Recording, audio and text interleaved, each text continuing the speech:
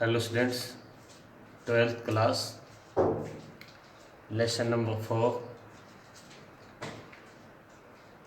History. आज अपना एक टॉपिक है फॉलोअर्स ऑफ द बुद्धास। उसके बाद फैटलिस्ट एंड मेटेरियलिस्ट को एक बार फिर से करेंगे। तो क्या है फॉलोअर्स ऑफ द बुद्धास? बहुत जल्दी बुद्ध से रिलेट या बुद्धा के जो फॉलोअर्स थे उनका एक बहुत बड़ा जो है ना एक पार्टी, एक दल बन गया, जिसे उस टाइम इस ऑर्गेनाइजेशन को संघा कहा गया है। क्या कहा गया है? संघा। और इसी संघा के जो मेन थे, जो मेंबर थे, वो ही बाद में टीचर बन गए और धम्मा के जो टीचिंग है उसको वो फैलाने में लग गए।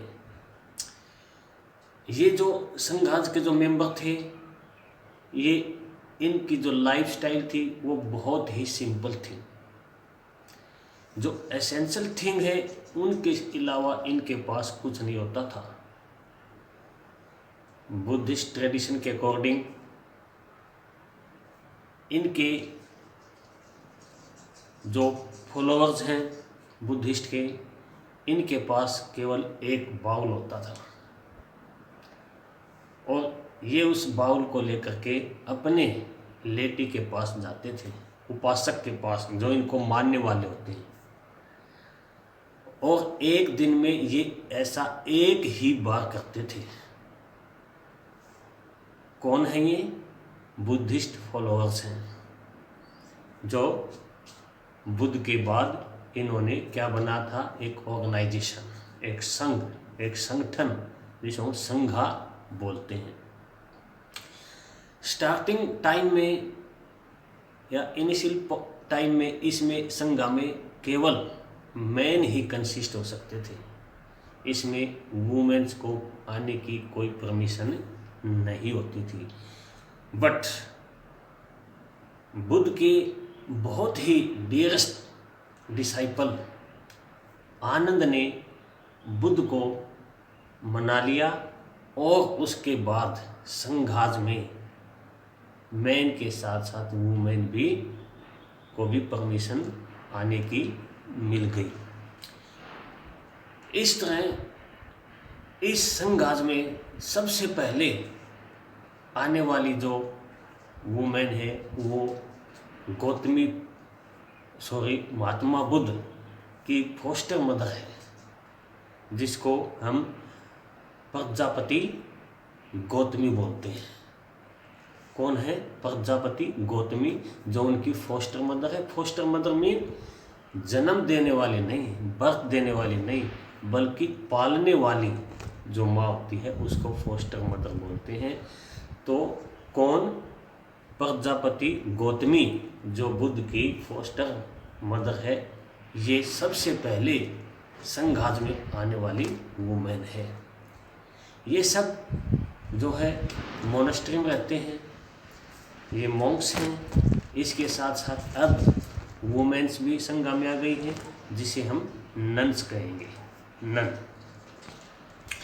अब ये जो नन थी, ये भी जो ना टीचर बन गई। ये भी बुद्धा धम्मा मतलब धम्मा की टीचर जो ना ये बन गई।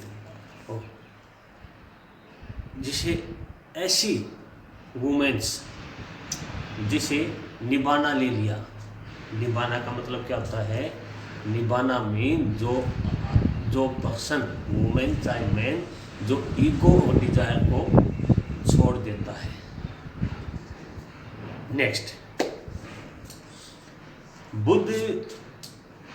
बुद्धिस्ट रिलीजन को अपनाने के बाद, अडॉप्ट करने के बाद, यहाँ पर चाहे वो सबसे मेन कैरेक्टरिस्टिक्स इस रिलीजन की क्या थी कि इस रिलीजन के अंदर कोई भी सोशल ग्रुप से पर्सन आ सकता था, चाहे किंग है, इसके साथ साथ कोई रिच है, या कोई लेबर है, स्लेव है, चाहे क्राफ्ट्स पर्सन है, कोई भी है, वो इसको अडॉप्ट कर सकता था।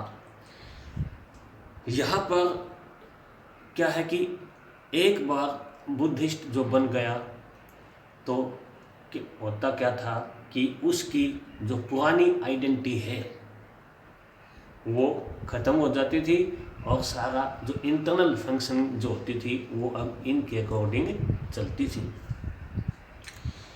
यहाँ पर कोई भी आपस में डिस्कशन के थ्रू ये सब कुछ सुलझा लेते थे, बट यदि ऐसा नहीं हो पाता था तो ये संघाज के मेंबर, जिसे हम मॉन्क्स और नन बोलते हैं, तो उसको लेकर के वोटिंग भी होती थी। तो इस तरह ये रिलीजन बुद्ध के टाइम में भी और बुद्ध की डेथ के बाद भी इंडिया के नॉर्थ पार्ट में भी और बहुत सारे वर्ल्ड के दूसरे कंट्री में भी बहुत जल्दी ये स्प्रेड हुआ।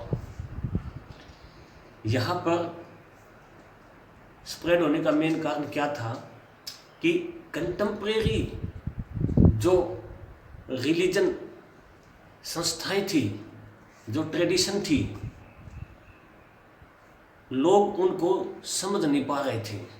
सोशल चेंज हो रहा था, लोगों को कन्फ्यूजन में लोग आ रहे थे। कुछ ट्रेडिशन बहुत ही कॉस्टली हो गई थी, लाइक वैदिक। कुछ ट्रेडिशन ऐसी थी जिसको बहुत मुश्किल से ही उसको फॉलो किया जाता था, लाइक जैना। तो ये एक इजी भी था इसको अडॉप्ट करना, और कोई भी सोशल ग्रुप का पर्सन यहाँ आ भी सकता था। इसलिए ये रिलीजन बहुत जल्दी, बहुत कम टाइम में वर्ल्ड में और इंडिया में स्प्रेड हुआ। तो ये कौन है? Followers of Buddha's. Next topic अपना फैटलिस्ट एंड मेटलिस्ट। इसमें क्या है कि मगध का रूलर है अजातशत्रु, जो बुद्ध के पास जाते हैं और दो थिंकर जो बुद्धिस्ट नहीं है, कोई और है, उनकी बातें बुद्ध को बताते हैं। और उन थिंकर ने अजातशत्रु को क्या बताया उसको यहाँ डिस्क्राइब किया गया है एक सोर्स में। तो अजातशत्रु को वो थिंकर ये बताता है कि चाहे कोई वाइज मैन है, चाहे फूल है, दोनों ये सोचते हैं कि हम पेनेंस से, तपस्या से किसी भी कर्मा को गेन कर सकते हैं। ऐसा नहीं हो सकता। वो कहते हैं कि प्लेजर और पेन प्री डिटर्मिनेट हैं, इसको कम या ज़्यादा नहीं किया जा सकता। जिस प्रकार एक बॉल पर स्ट्रिंग लपेट दी जाती है, तो वो बॉल को हम यदि थ्रो कर ऐसे फेंकते हैं तो उतना ही खुलेगा जितनी स्ट्रिंग उस पर लपेटी गई है। तो ये लोग क्या कहना चाह रहे हैं? ये लोग कहते हैं कि जन्म के साथ उसके सब कुछ वो साथ लेके आता है। जो कुछ होना होगा उसको पहले ही मेजर्ड कर दिया जाता है। ऐसा ये फैटलिस्ट पर्सन कहते हैं। इनको हिस्टोरियन ने ये कहा है कि ये ट्रेडिशन वाले लोग आजीविका ट्रेडिशन के थे। आजीविका ट्रेडिशन के लोग इस तरह की बातों पर जो ना विश्वास करते थे। फैटलिस्ट समझ में आ गया होगा ना। ये एक थिंकर है और ये बुद्ध के पास कौन? अजातशत्रु बुद्ध के पास जाता है और उस थिंकर की ये बातें बताता है। और अब अजातशत्रु दूसरे थिंकर की बातें बुद्ध को बताता है। दूसरा थिंकर कौन है? ये हिस्टोरियन कहते हैं कि ये लोकायत ट्रेडिशन के होंगे शायद। आजीविका और लोकायत ट्रेडिशन, जिनकी हमारे पास कोई बुक्स नहीं है, बट दूसरे टेक्स्ट के द्वारा इनके बारे में पता चला है। तो ये लोकायत ट्रेडिशन वाले कौन लोग हैं? ये लोग हैं मेटेरियलिस्ट। ये कहते हैं कि आर्म्स, दान, सैक्रिफाइसेस, यज्ञ करना, ऑफरिंग, ये सभी चीज़ें बकवास हैं। वो ये कहता है कि एक मनुष्य का जो बॉडी है वो 4 एलिमेंट से बनी है। मरने के बाद वो कहता है कुछ नहीं बचता। जो पार्ट अर्थ वाला है राख बन करके अर्थ में चला जाता है, जो फ्लूइड वाला है वो पानी में चला जाता है, जो ब्रीथ वाला हो जो है ना वो हवा में चला जाता है, और जो आग वाला आग में, पानी वाला पानी में। इस तरह ये कहता है कि 4 एलिमेंट में वो डिजोल्व हो जाता है, ख़त्म हो जाता है। मरने के बाद ये कहते हैं कुछ नहीं बचता, सब कुछ नष्ट हो जाता है। इसलिए गिफ्ट देना या लेना मूर्खों की बात है। तो दूसरे थिंकर ने किसको ये बातें बताई हैं?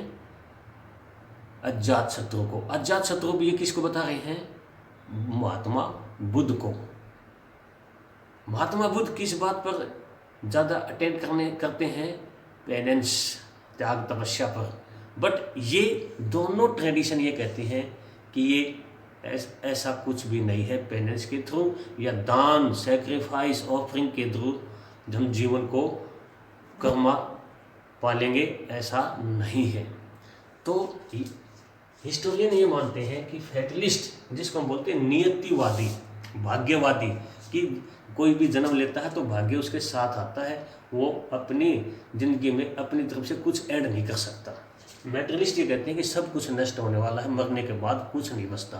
हिस्टोरियन ये कहते हैं कि ये दोनों थिंकर्स जो हैं, फैटलिस्ट जो हैं, वो आजीविका ट्रेडिशन से हैं और ये लोकायता ट्रेडिशन से हैं, जिनकी टेक्स्ट हमारे पास आज नहीं है। दूसरे टेक्स्ट के थ्रू इनके बारे में हमें पता चला है।